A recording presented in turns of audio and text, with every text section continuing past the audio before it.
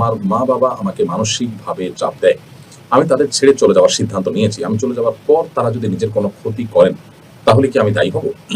দেখুন, বাবা-মা আপনাকে যে মানসিক চাপ দিয়ে দেন, সেই মানসিক চাপটা কিভাবে দেন এবং তার ধরন কি, তার প্রকৃতি কি, এটা জানা দরকার। আমার মনে হয় যে আপনার যে সমস্যাটা আপনার পারিবারিক, সেই সমস্যাটা কোনো একজন দক্ষ, বিচক্ষণ এবং শরিয়া স্পেশালিস্ট ব্যক্তি আলেম দ্বীনের কাছে আপনি বলা দরকার এবং তার সাথে আলোচনা করে এটাকে সমাধানে আনা দরকার।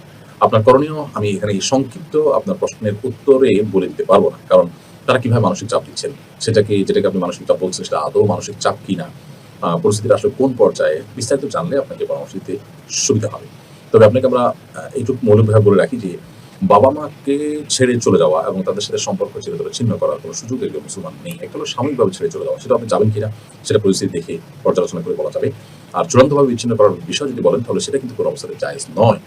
প্রয়োজনে আপনি